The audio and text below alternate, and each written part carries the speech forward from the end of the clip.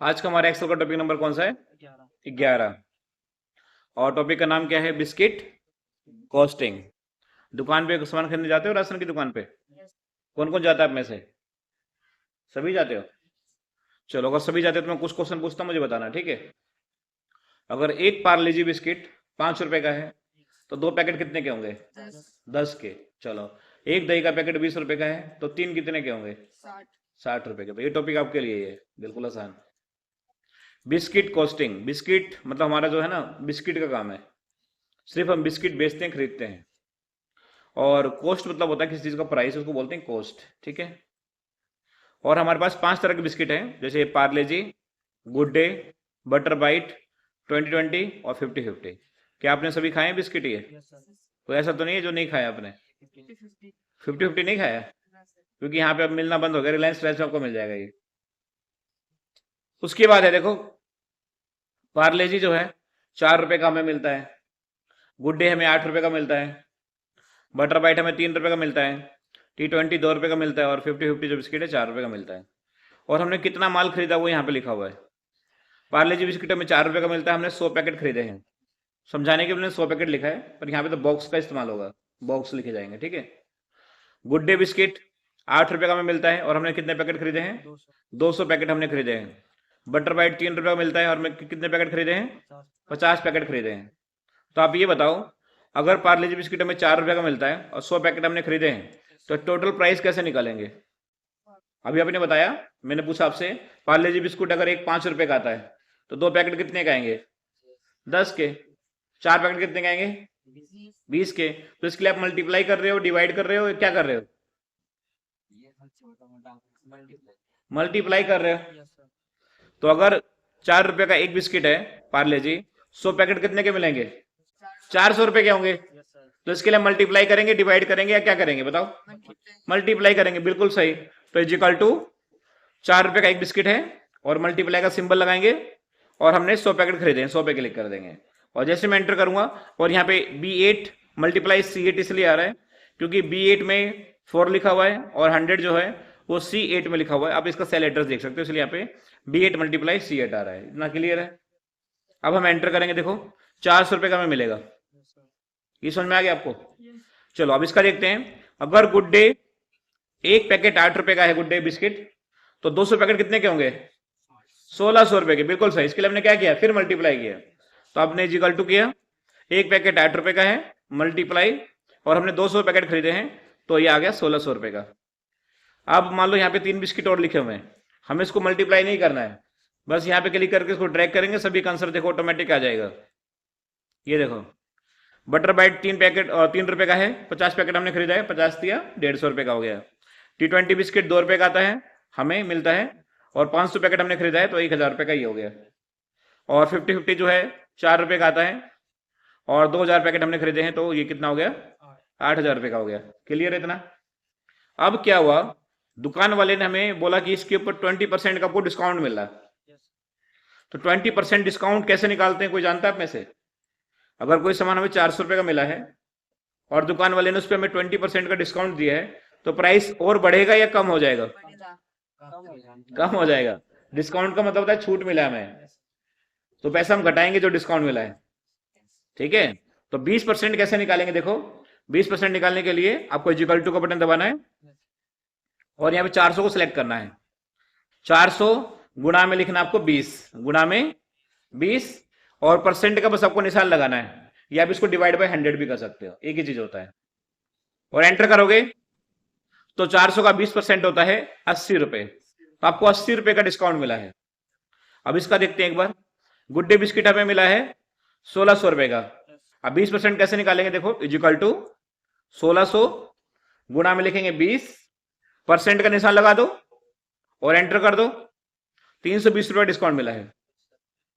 Butter bite का इन सबका निकालने की जरूरत नहीं है हमें, बस हम नीचे करेंगे, इसको ड्रैग कर देंगे तो सभी का आंसर देखो ऑटोमेटिक आ जाएगा। सबका देखो डिस्काउंट आ गया है। इसमें देखो 1600 डिस्काउंट है, क्यों? क्योंकि अमाउंट बहुत ज्यादा है। अब डिस्काउंट कम करने के बाद प्राइस आफ्टर डिस्काउंट, आफ्टर का मतलब क्या होता है? बाद का। तो price after discount, discount less करने के बाद कितने रुपए का हमें मिलेगा पार्ले जी बिस्किट? तो इसके लिए हम क्या करेंगे जानते हो आप में से कोई? 400 में से 80 रुपए को माइनस करेंगे, बिल्कुल सही बताया, इज इक्वल टू 400 रुपए का बिस्किट था पहले, माइनस का निशान लगाएंगे और हमें 80 रुपए का डिस्काउंट मिला है, तो 80 रुपए माइनस करके एंटर करेंगे, ये हमें 320 रुपए का मिलेगा। इतना समझ में आया? ठीक है, फिर इसको आप ड्रैग कर देना, सभी का आंसर देखो ऑटोमेटिक आ जाएगा। ये हमें मिलेगा 1280 रुपए का। कैसे मिला 1280 रुपए का? 1600 को सामान था, 320 का डिस्काउंट था, माइनस करके 1280 रुपए बचा है, ये अपने आप आ जाता है, तो हम ट्रैक करेंगे। अब देखो, हमने पहले माल खरीदा, ये हमारी माल दुकान, ये जो माल है इसको हम अपनी दुकान तक लेके आएंगे। उसके बाद हम पार्ले जी बिस्किट हमने 320 रुपए में खरीदा 100 पैकेट, तो इसको 320 में बेचेंगे या थोड़ा उससे ज्यादा में बेचेंगे? ज्यादा में बेचेंगे, प्रॉफिट भी कमाएंगे। अगर इतने में बेचेंगे तो हमारा क्या प्रॉफिट होगा? नुकसान हो जाएगा हमारा। तो हमने सोचा है प्रॉफिट जो है हम 40% प्रॉफिट कमाएंगे 100 पैकेट पे, या हर एक पैकेट पे 40% का प्रॉफिट कमाएंगे। तो 320 रुपए जो हमें बिस्किट मिला है 100 पैकेट, तो हम कितने का बेचेंगे इसको कि हमें प्रॉफिट होगा 40% का? तो इसके लिए पहले आपको 40% निकालना पड़ेगा। 40% होता कितना रुपए है? तो इजिकल टू करना, 320 रुपए का आपको मिला है, आपको इसका 40% जानना है कितना होता है, तो यहाँ पे गुणा में 40 और परसेंट का निशान लगा देना। कितना आसान है देखो, और एंटर करोगे, इसका 40% होता है 128 रुपए। एक और निकाल के दिखाता हूं मैं आपको, इजिकल टू 1280 रुपए का सामान है, 40% जानना है हमें। 40% क्यों जानना है? क्योंकि हम चाहते हैं कि 40% हमें प्रॉफिट हो, तो इसमें पैसे में निकालना पड़ेगा ना इसको, तो गुणा में 40, अब परसेंट की जगह मैं यहाँ पे डिवाइड 100 कर देता हूं, ये भी तरीका है, ठीक है, कंफ्यूज मत होना। तो 512 रुपए होता है 40%। तो अभी 40% हमें पता चल गया भैया, पार्ले जी का 40% 320 रुपए का होता है 128 रुपए। अब नेट सेल्स रेट, हम बेचेंगे कितने का 100 पैकेट बिस्किट पार्ले जी? हमें मिला 320 रुपए का, और कितने का हम बेचेंगे, कैसे निकालेंगे? इसके लिए हमें दोनों अमाउंट को क्या करना पड़ेगा? प्लस करना पड़ेगा, माइनस करना पड़ेगा? प्लस करना पड़ेगा, बिल्कुल सही।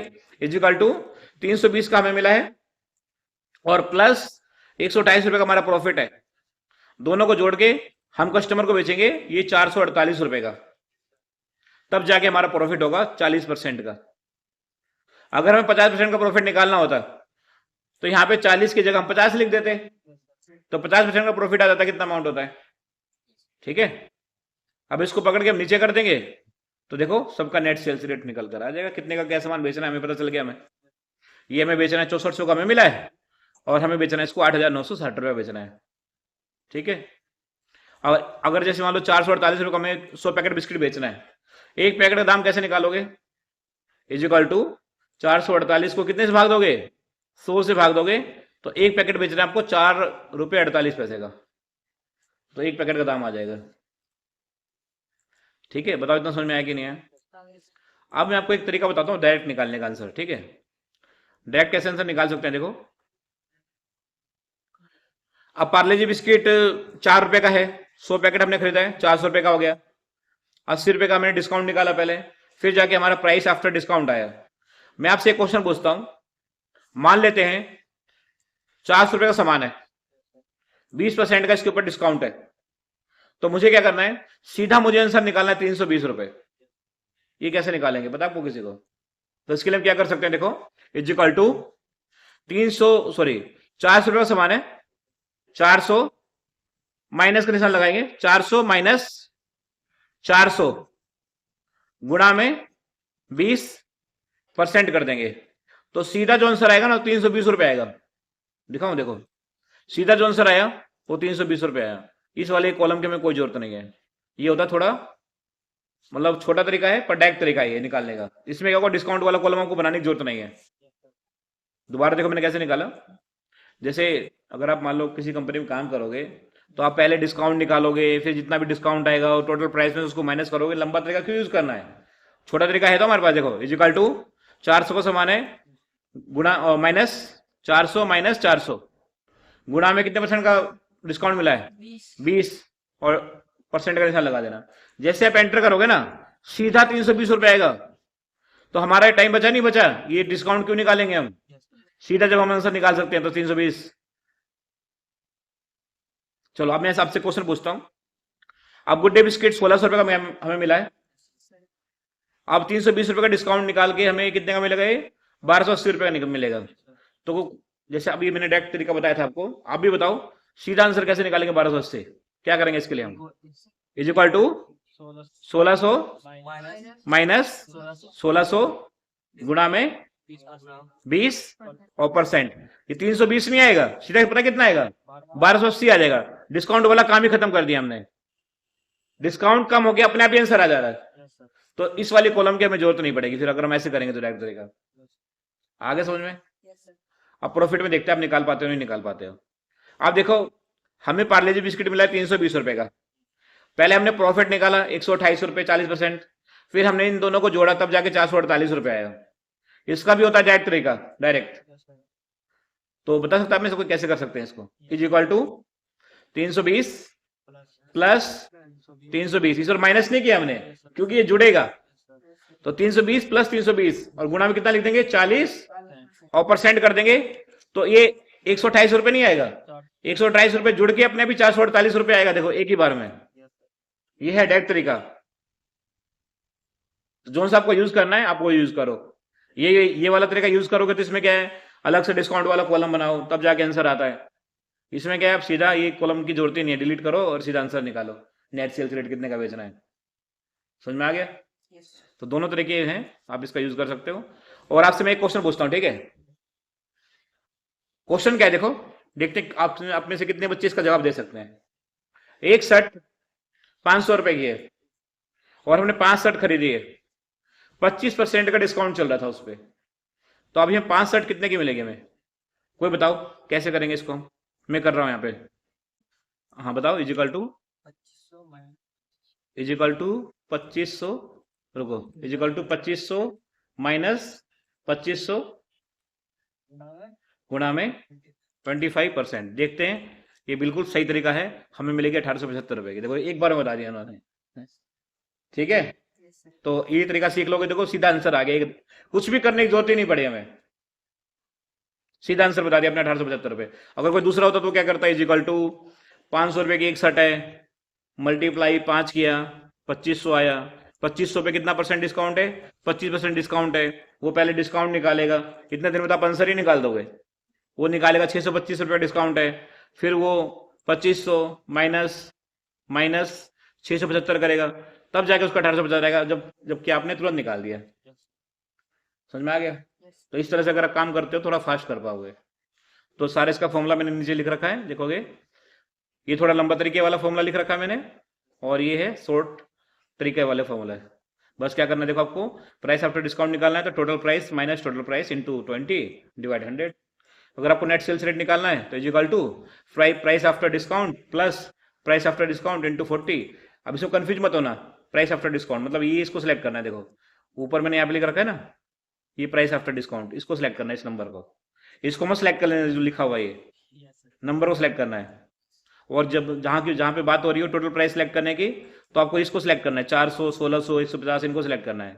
जहाँ पे बात हो रही हो, देखो यहाँ मैं आपको दिखाता हूँ, यहाँ बात हो रही है टोटल प्राइस को सिलेक्ट करना है, equal to total price minus total price. ये बच्चे क्या करते हैं, इसको सिलेक्ट कर लेंगे टोटल प्राइस को, इसको इसी को सिलेक्ट कर लेंगे, ऐसे ऐसे नंबर को सिलेक्ट करना है, नंबर को, ठीक है? तो ये सारे फॉर्मूले हैं। देखो आपको टोटल प्राइस निकालना है तो is equal to price multiply quantity कर देना, टोटल प्राइस आ जाएगा। तो 20% डिस्काउंट निकालना है तो टोटल प्राइस इंटू 20 डिवाइड 100 कर देना, या परसेंट का निशान लगा देना, एक ही चीज होती है, तो आपका आंसर आ जाएगा। बताओ समझ में आया कि नहीं है? तो आप इसको नोट कर लो। नमस्ते। तो इन सभी को आप नोट कर लो अच्छे से, इसकी प्रैक्टिस आप कर